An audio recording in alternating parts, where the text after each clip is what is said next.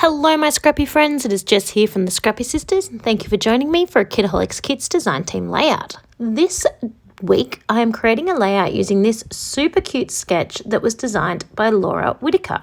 So I started off by using some circles that I had and stamping using the Paige Evans stamps that came in this month's collection, this month's kit from the garden shop.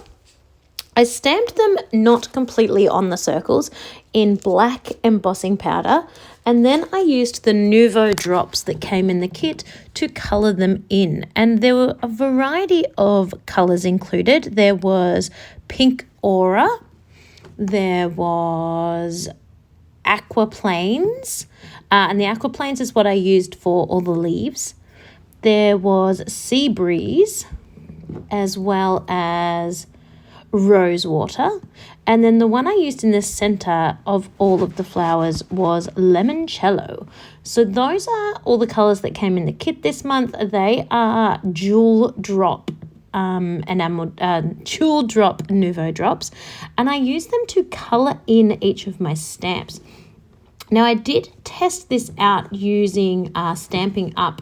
Normal ink pad ink, and when I added the Nouveau drops, it made all of the ink run and bleed, and I'm guessing that's because the Nouveau drops are also a water-based product, and so is the ink. So that's why I redid them, and when I did them the second time, I used the the embossing powder. And when you run your finger across the whole thing now, it all has that same feel and texture, that sort of hardness to it that embossing powder has. And it's a really beautiful look. It's nice, it's shiny, it's got that subtle color, and it's just kind of that dimensional magic type feel to it, which is really, really cute. I love the way these flowers and stamps came out. I then also cut my 3x4 photos into circles, backed them on white paper, and then backed them on the yellow. That's just to give it a little bit of a pop. These thickers, the Wanna Play thickers, they are just black chipboard. Actually, they're not black. They were random colored chipboard that I colored in with Sharpie and then went over the top with the crystal drop Nouveau that I had in my stash in a color called Bright Gold. It didn't go on completely smoothly. I possibly could have used a paintbrush, but I just kind of squeezed it on out of the packet. And it has this kind of textured look to it, which I think is kind of cute, but it's all dependent on the look that you like. I then also embellished using the little extra bits that came with the thickest sheet from in the kit. And they were the Antique Garden K&C Company dimensional stickers. They were word phrases, and the phrases themselves didn't really suit what my photos were, but all the little extra little bits was super cute, and I loved adding the butterflies onto the page, and that gold from the thickers really tied in with the gold that I used from the Nouveau. I then also got the tiny words and the little teeny tiny flower embellishments and the camera embellishments that I am using for the little circle clusters here from the Simple Stories The Little Things sticker sheet. And that is what I am embellishing this up with. I do keep the embellishments fairly simple. There's a lot going on in the background. I really love the feel of that sort of black and white background there. It was really quite difficult to use this full piece of 12 by 12 because on the other side is a beautiful lemon with leaves, and it's just really cute.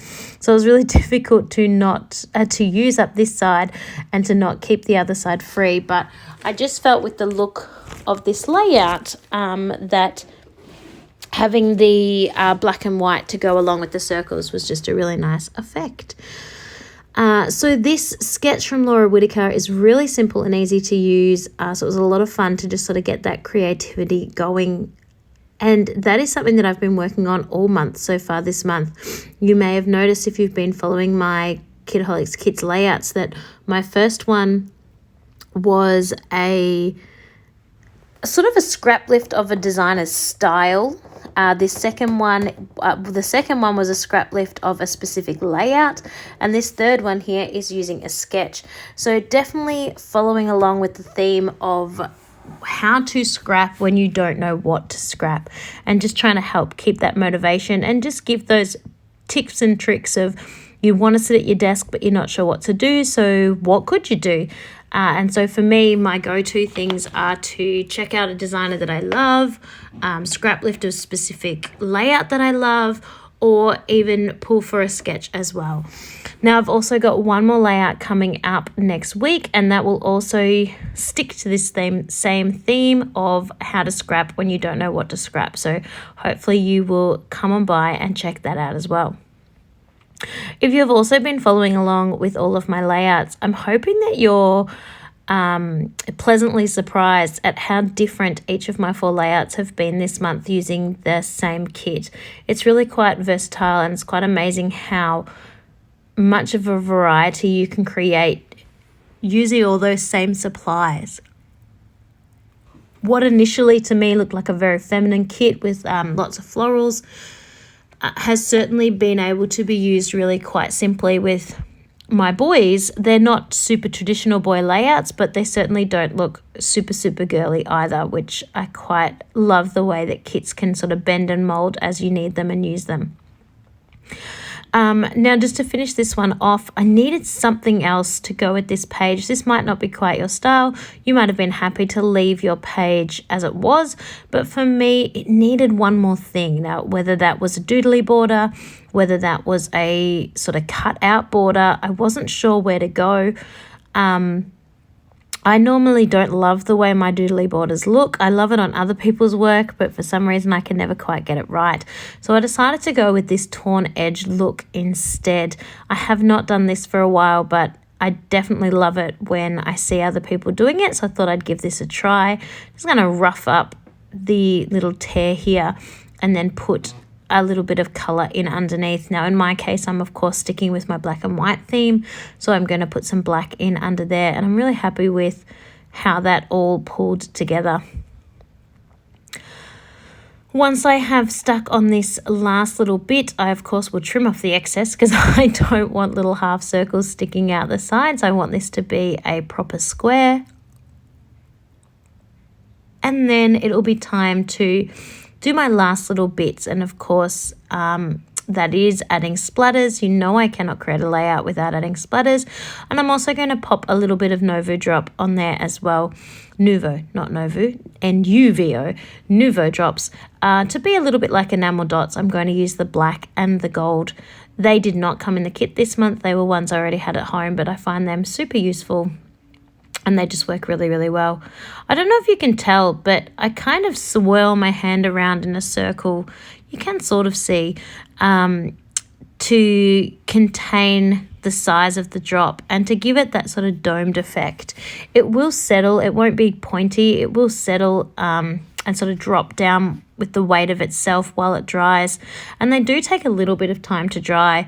To be fully hard and dry, I think they recommend it takes a full, 12 hours or something. I can't, oh no, it says dry flat for 48 hours. So there you go. I do think it feels dry. It's kind of like cured, I guess. It feels dry to touch before that, but I don't think it is fully hardened until that 24 hours. So I do try not to put them into their plastic pockets until after that time has come as well. So here is my finished layout. I hope you have enjoyed watching this process video. I hope I encourage you to pull out some stamps and some embossing powders and some Nuvo drops and just get playing with those supplies. I had so much fun creating this one, and I cannot wait to share my next layout with you next week as well. Thank you so much, everyone. Bye.